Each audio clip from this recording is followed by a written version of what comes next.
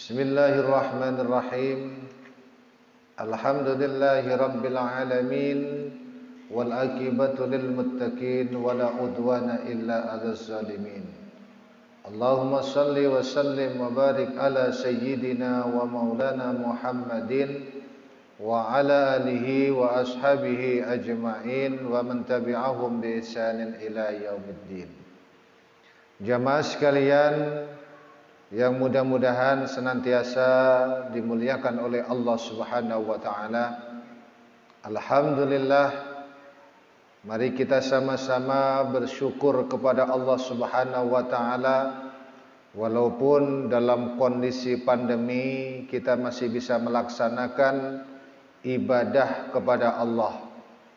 Semuanya itu adalah atas berkat kasih sayang Allah yang diberikan kepada kita, sehingga kita masih bisa bersujud, masih bisa rukuk, masih bisa berjamaah.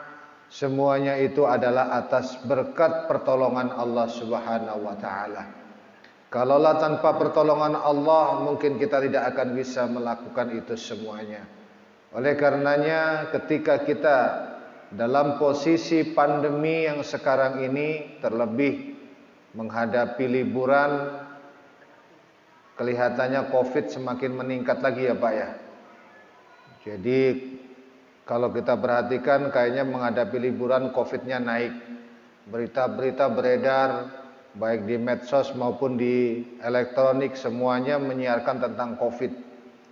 Kalau kita perhatikan, mungkin ini adalah termasuk perang global. Kalau kita perhatikan secara seksama, bahkan mungkin ini adalah bagian dari perang biologi yang dilakukan oleh orang-orang yang tidak beriman, yang ingin membuat kekisruhan dunia, yang mana mereka pun mengambil keuntungan. Nah, kita sebagai umat Islam harus senantiasa menyandarkan diri kita kepada Allah Subhanahu wa taala. Ikhtiar dan tawakal. Terlebih kemampuan negara kita mungkin tidak bisa atau belum bisa menyamai negara-negara yang maju. Bayangkan saja kalau seumpamanya punya kapal selam, baru beberapa biji sudah jatuh di tengah lautan. Nggak tahu jatuhnya itu ditembak atau benar-benar karena kerusakan. Kayaknya itu termasuk perang yang kita tidak mengetahuinya. Dan ini adalah salah satu bentuk di mana negara-negara berkembang seperti negara kita dalam kondisi yang mungkin tidak menguntungkan. Kita sebagai umat Islam jangan sampai terjajah dengan perasaan-perasaan itu. Tetap optimis, tetap kita sandarkan diri kita kepada Allah Subhanahu wa taala. Tetap kita harus mempertebal iman kita, mempertebal ketakwaan kita, mempertebal keyakinan kita bahwasanya segala sesuatu itu akan terjadi kalau diizinkan oleh Allah Subhanahu wa taala.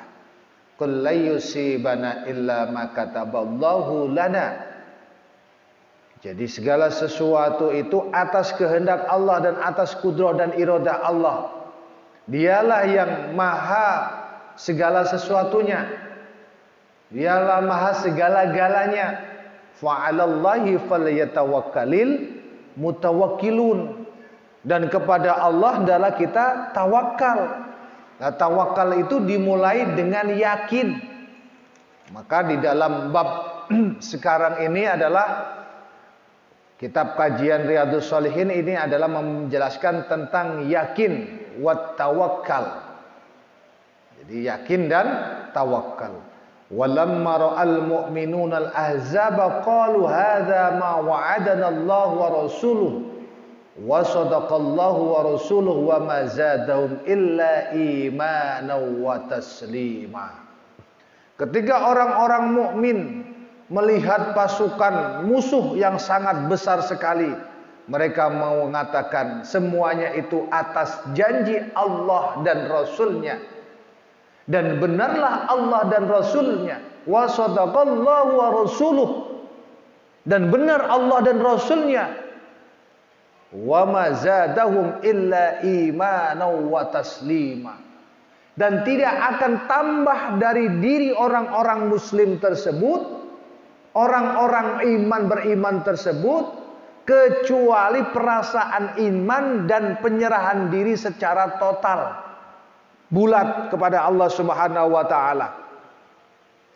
Boleh semuanya orang-orang yang mempunyai persenjataan canggih, mempunyai teknologi canggih, membuat virus.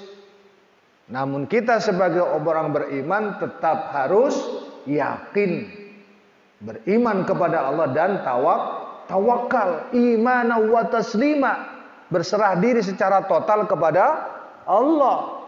Ibadah mah teruslah lanjut.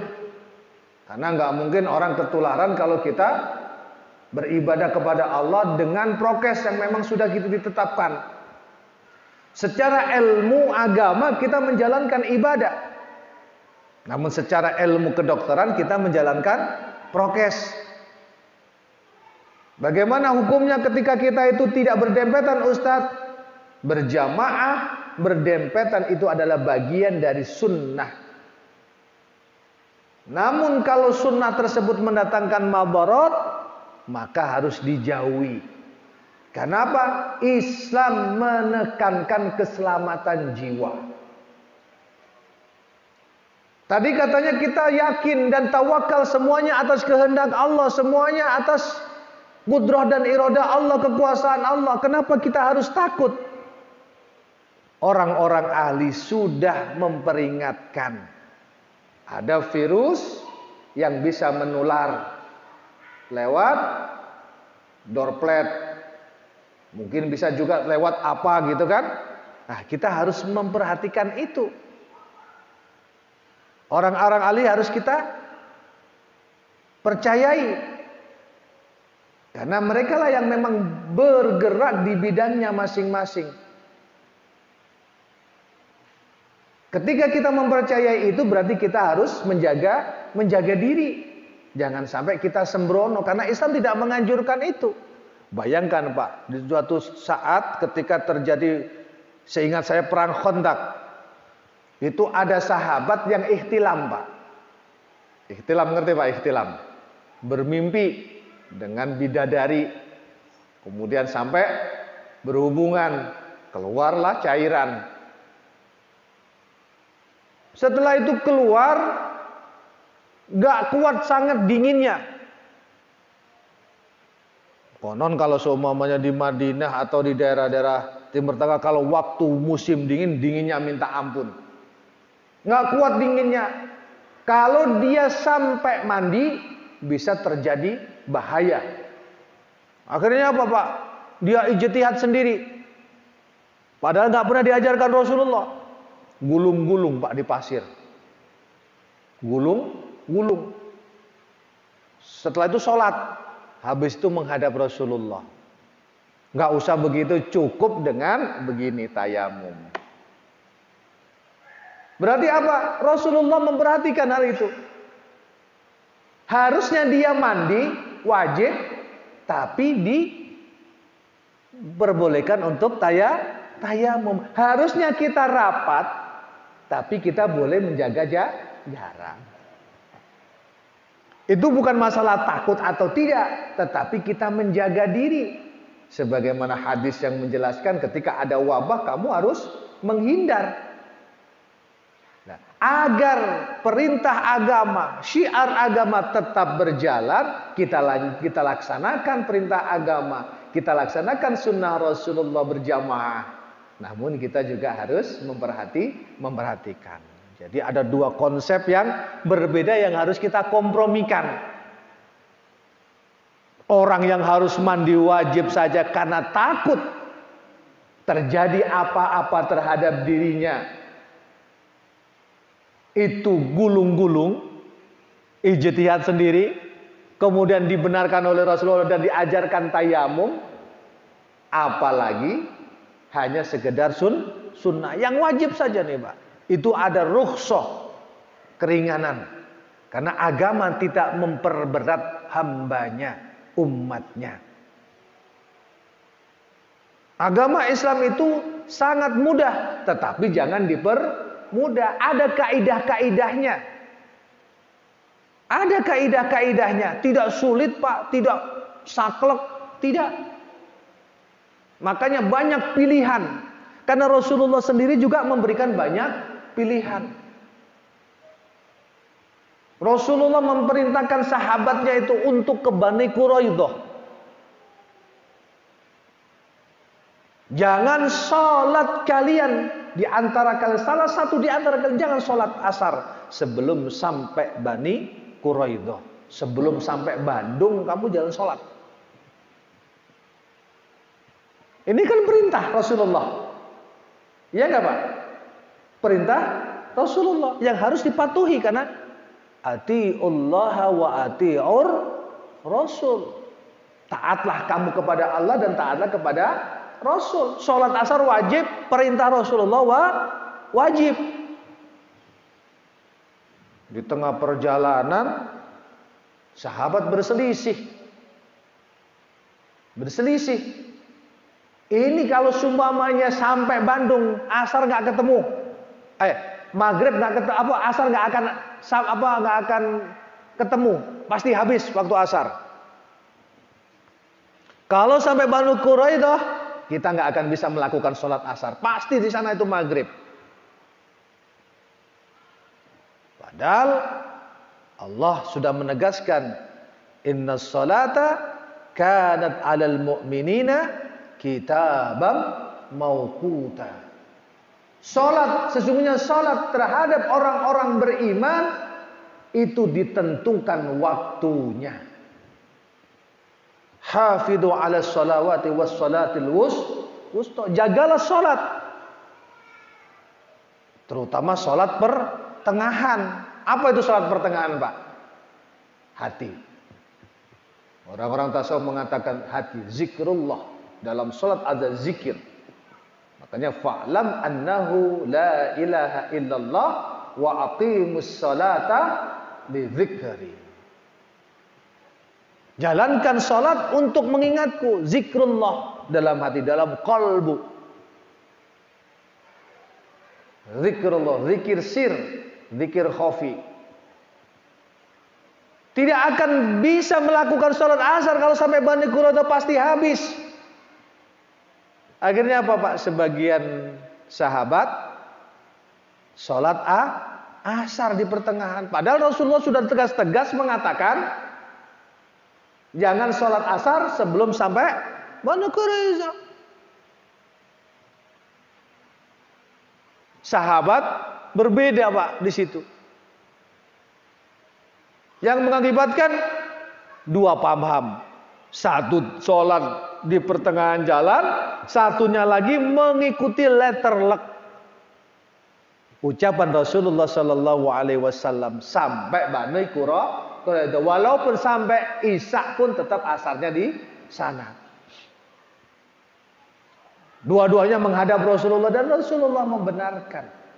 Nah ini namanya beragama itu ketika kita berdasarkan ilmu maka kita akan memahami ikhtilaf banyak, asalkan sesuai dengan kaidah-kaidah agama. Yang ikhtilaf itu siapa Ustaz? Ya para ulama-ulama kita. Kita hanya mengikutinya, Pak. Jamaah sekalian yang dirahmati oleh Allah. Begitu juga ketika kita sholat tadi itu. Kita dianjurkan untuk sholat berjamaah. Sunnahnya adalah rapat barisan. Ketika ada kaidah bahwasanya ada sesuatu yang bisa menyebabkan madarat, maka kita pun boleh untuk berjarak. Karena rapat itu adalah bagian daripada sunnah, bukan wajib. Rapatkan barisanmu, luruskan barisanmu, itu perintahnya adalah perintah sunnah. Perintah sunnah. Dan ketika kita melakukan, kita mendapatkan sunnah Rasulullah Sallallahu Alaihi Wasallam. Sunnah itu dalam kajian fikih adalah akan mendapatkan tambahan pahala ketika kita melakukannya.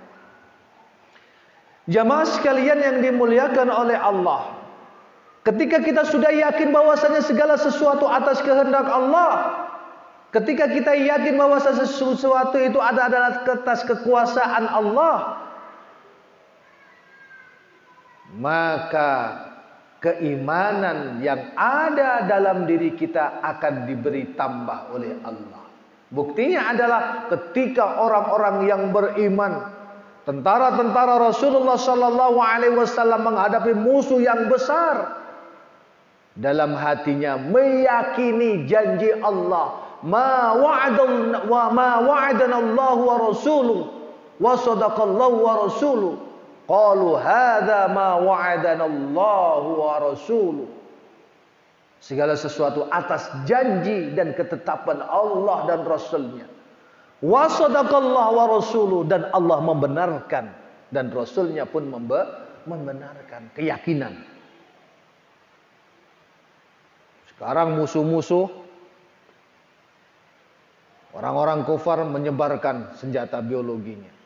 Kita harus yakin kepada Allah Subhanahu wa ta'ala. Tetapi kita juga harus tetap menjaga diri, menjaga hifdzun nafs. Untuk apa? Untuk keberlangsungan agama kita juga. Ya Pak ya, kalau kita masih hidup, kita masih ada semangat untuk jihad. Jihadnya bagaimana? Bapak datang ke masjid, Bapak datang berjamaah, itu adalah salah satu jihad yang akan dilihat oleh orang. Saya ingat persis Pak, saya ngasih kajian di sini sudah berapa tahun ya Pak ya? Dari zamannya Pak Daman. Sudah berapa tahun Pak? Dari zamannya Pak Daman. Saya ingat persis Pak, dulu mas satu shop kalau sholat. Ingat persis kan? Sekarang alhamdulillah. Kenapa itu bisa begitu? Karena bapak-bapak berjuang untuk memakmurkan masjid. Bapak-bapak datang, yang akhirnya dilihat oleh orang. Kenapa masjid-masjid kampung sepi Pak? Karena itu pada waktu Allahu Akbar jarang yang datang. Kenapa jamaah tabligh itu memakmurkan masjid, kemudian menarik orang? Ya karena itu juga bagian daripada jihad. Mengajak orang. Walaupun secara tidak diucapkan verbal, tidak diucapkan. Perilaku kita makmurkan masjid itu jihad, Pak. Bapak duduk di sini itu jihad. Bersungguh-sungguh di jalan Allah. Jangan takut, Pak. Ini adalah bagian daripada jihad. Oleh karenanya iman dan tawakal. Allah Subhanahu wa taala berfirman, "Alladzina qala lahumun nasu innan nasa qad jama'u lakum fakhshawhum fazadahum imana wa qalu hasbunallah wa ni'mal wakil fanqalabu bi ni'matin minallahi wa fadl lam yamsasuhum su'un wattaba'u ridwanallah wallahu dzu fadlin 'adzim." Ada orang-orang yang berkata kepada umat manusia bahwasanya ada kelompok yang besar, kelompok yang akan menghancurkan, hendaklah kalian takut. Kemudian Allah memberikan keimanan, keyakinan, sehingga para sahabat itu mengucapkan hasbunallah wa ni'mal wakil. Cukup Allah sebagai pelindung kami. Hasbi Allah, mencukupi kami. Wa ni'mal wakil, dialah adalah zat satu-satunya yang memberikan perlindungan. Musuh-musuh Pak mau menghancurkan kita. Kita iman kepada Allah. Allah pun menyambut. Dan kita mengucapkan hasbunallah wa ni'mal wakil. Nah, ini kadang-kadang dibuat zikir. Dan ini diucapkan oleh para sahabat. Hasbunallah wa ni'mal wakil. Hasbunallah wa ni'mal wakil. Allah lah yang mencukupi kami dan Allah lah yang melindungi kami. Begitu ya Pak ya. Seperti zaman Rasulullah perang, ya tetap persiapan, ada senjatanya, ada kudanya, ada ongkosnya. Ya ikhtiarnya begitu. Kita sholat juga begitu, kita jaga jarak, kita pakai masker, kita benar-benar ini adalah salah satu bentuk ikhtiar, dan tetap kita beriman kepada Allah Subhanahu wa taala. Akhirnya apa? Fanqalabu min ni'mati minallahi wa fadl. Allah mengalahkan musuh-musuh Islam dan Allah memberikan kenikmatan yang mana orang-orang tersebut tidak tertimpa keburukan. Semuanya atas ridha Allah, dan Allah lah yang memberikan kenikmatan fadl, keutamaan yang besar. Berjuang, berjihad di jalan Allah, makmurkan masjid, tetap ikhtiar, tetap yakin kepada Allah Subhanahu wa taala. Tetap, Pak. Jadi iman, keyakinan, ikhtiar, tawakal itu ada dalam satu kesatuan. Jangan sampai dipisah-pisah. Perang begitu, ya harus menggunakan senjata. Kalau perang tidak menggunakan senjata, ya kita akan ditebas. Tapi kan kita syahid. Syahid tergantung dari niatan kita. Kalau niatan kita bunuh diri, ya udah biarin aja, biar dibunuh ya. Itu bukan syahid namanya. Bukan syahid, Pak. Dia perang nih, Pak ya. Sudah tahu ada senjata, ada peluru bertebaran di mana-mana. Pokoknya saya niat syahid. Allahu Akbar, lari Pak kita. Udah tahu ada peluru, kita lari. Nah, itu namanya udah dalam kondisi bunuh diri. Loh bagaimana Ustadz? Ya harus menghindar, harus berjuang. Peluru atau senjata itu mengenai kita ketika kita memang tidak bisa menangkisnya. Bukan kita malah menyerahkan diri. Bukan. Bagaimana kalau kasusnya bom bunuh diri dengan perang yang benar ya Pak ya. Bukan perang-perangan ya.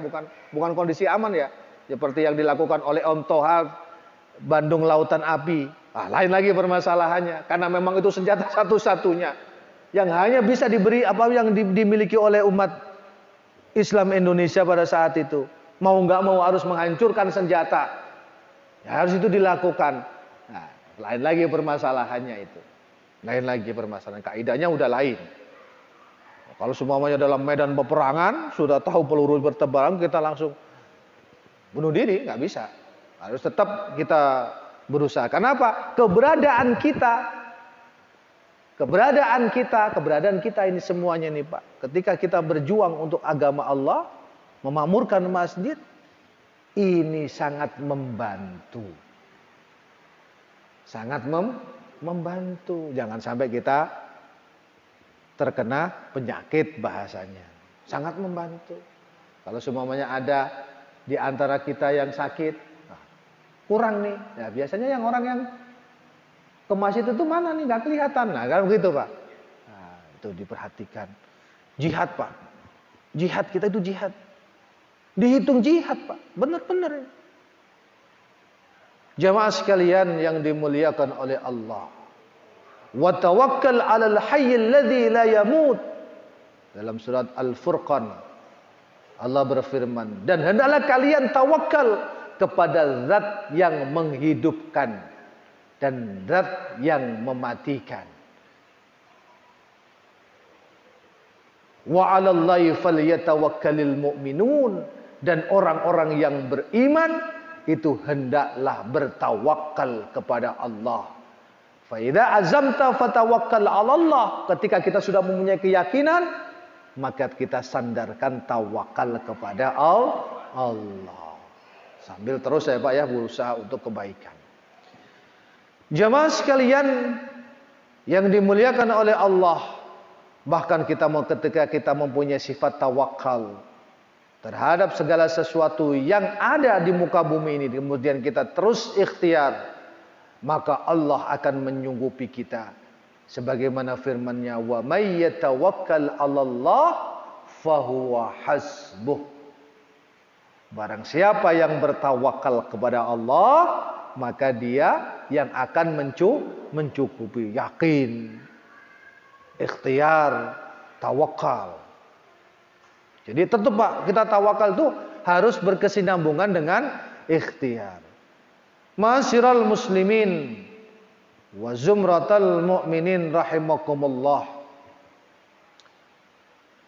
Menghadapi dunia yang semacam ini kita juga harus memahami ayat Allah Subhanahu wa taala.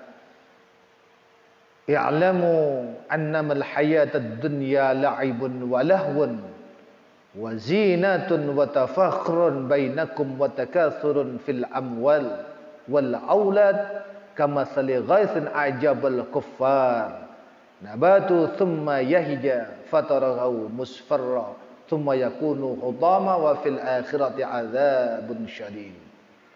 Ketahuilah bahwasannya kehidupan di dunia ini hanyalah laibun.